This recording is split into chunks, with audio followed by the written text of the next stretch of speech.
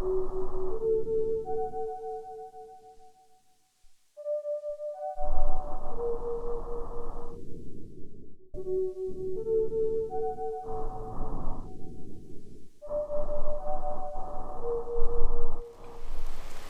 me chamo Nelson, moro no Piauí, e a história que eu vou contar aconteceu no ano de 2012, em um pequeno povoado no Piauí.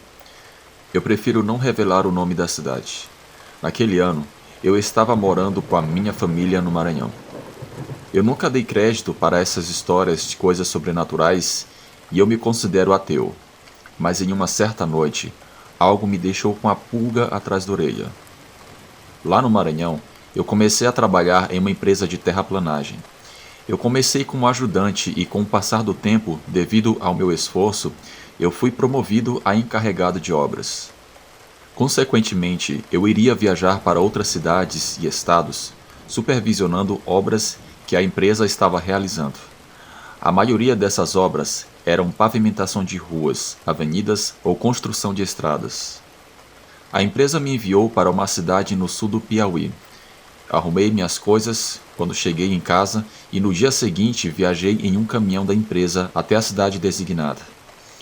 Quando eu cheguei lá, eu pude encontrar alguns colegas de trabalho da empresa que eu não via há bastante tempo e alguns novatos também.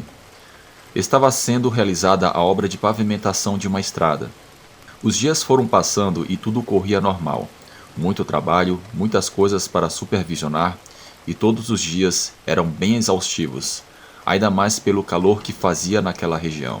Os peões da obra estavam comentando que em um povoado próximo dali haveria uma festa na sexta-feira da semana em que estávamos, e um dos meus amigos me convidou para ir nessa festa e eu aceitei o convite. Quando foi na sexta-feira, após um largo dia de trabalho, eu tomei um banho e me preparei para sair. Junto comigo estavam dois amigos meus, que vou chamá-los de Paulo e Raimundo. Saímos do nosso alojamento umas 7 horas da noite e fomos para esse povoado em um carro da empresa. Quando chegamos nesse povoado, a festa já tinha começado e havia bastante pessoas reunidas. Pessoas dançando forró, se divertindo e bebendo.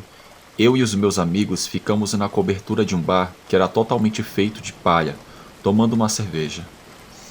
Após alguns instantes, no meio daquela multidão, surge uma mulher gritando. Estava nervosa e empunhava um facão que estava sujo de sangue. Ela exclamava que havia pegado ele, mas ninguém ali entendeu o que ela queria dizer. Ela pedia que alguém lhe ajudasse. Ela estava eufórica. O meu amigo Raimundo se dirigiu até ela e perguntou o que estava acontecendo, e ela só dizia que havia pegado ele. Naquele momento, pensamos que ela havia pegado algum ladrão que tentou invadir a sua casa. Ela nos chamou para ir na sua casa, que ficava a uns 50 metros de distância de onde estávamos. Eu, o Paulo e o Raimundo, e alguns curiosos, decidimos ir à sua casa para ver o que tinha acontecido. Quando chegamos lá, a mulher nos levou até um dos quartos e vimos algo muito estranho. Havia uma adolescente que estava encolhida no canto do quarto, em choque, e estava toda arranhada como se fosse atacada por algum animal. Observamos também que a janela parecia estar arrombada, e perto da janela, a cama estava toda rasgada, com marcas de arranhões. Aquela mulher, que era a mãe da garota, disse que a sua filha estava no quarto deitada, na cama, quando do nada, uma enorme criatura arrombou a janela do quarto com um salto, pulou em cima da menina e começou a atacá-la. A mãe estava na sala e, no susto, correu para o quarto para ver o que tinha acontecido e viu um tipo de cachorro muito grande que exalava um fedor de carniça e atacava a sua filha. Sua mãe, em um ato de coragem, foi na cozinha, aproveitando que aquele bicho não tinha a visto ainda, pegou um facão, foi no quarto e deu vários golpes de facão nas costas daquele ser. Segundo a mulher e sua filha, era uma criatura enorme. Tinha unhas muito grandes e uma cabeça de cachorro grande e desproporcional ao seu corpo. Após aquela criatura ser atacada pelas costas, ela deu um urro e saltou e correu para dentro do mato. Quando eu estava lá, eu pude ver o estado em que a cama ficou e também o estado em que a garota estava. Foi algo muito estranho. Daquele momento em diante, eu não queria mais ficar ali. A noite já havia acabado para mim e eu queria ir embora. Os meus amigos também concordaram que era melhor voltarmos para o nosso alojamento. Aquela mulher nos pediu uma carona até a cidade em que estávamos, pois ela iria fazer um boletim de ocorrência, enquanto os vizinhos iriam cuidar de sua filha. Nós concordamos em dar uma carona para ela até a delegacia, e de lá fomos para o nosso alojamento. Eu confesso que quando eu fui dormir, fiquei pensando sobre todo aquele ocorrido e o quão bizarro era. No dia seguinte, já pela manhã, nós começamos o nosso trabalho no trecho. Eu tinha que ir com um caminhão da empresa até uma pissarreira. Para quem não sabe o que é pissarreira, é um local onde as máquinas pegam o barro para ser usados nas obras de terraplanagem. Geralmente é um local muito grande. Quando chegamos no local, havia muitas pessoas reunidas. Eu desci do caminhão junto com meu amigo e vimos algo chocante. Havia um homem já sem vida no chão. Ele estava em posição fetal. Ele estava sem roupas, e suas roupas estavam dobradas bem ao lado do seu corpo, junto com seu par de sandálias. E o seu corpo tinha marcas de golpes de facão nas costas.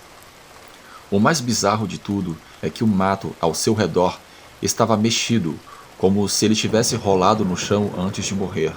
Todos que estavam ali reunidos disseram que na noite anterior o bicho que invadiu a casa daquela mulher era um lobisomem, e aquele homem que estava morto era o dito cujo, que invadiu a casa da mulher. Na hora as pessoas começaram a ligar os fatos.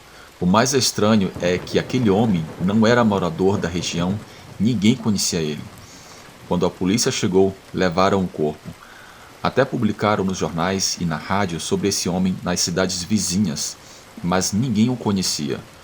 No final, aquele homem misterioso foi enterrado como indigente. Muitos naquela cidade afirmaram que a mulher tem certeza que aquilo que invadiu a sua casa era um lobisomem, e era aquele cara que apareceu morto.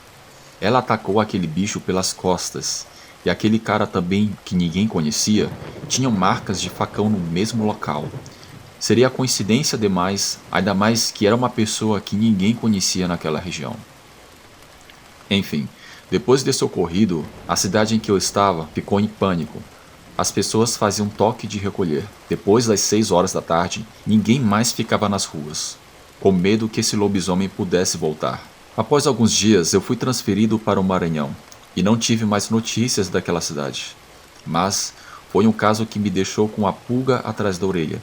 E cabe a você, que está escutando a minha história, acreditar ou não se foi um lobisomem ou alguma outra coisa. Boa noite.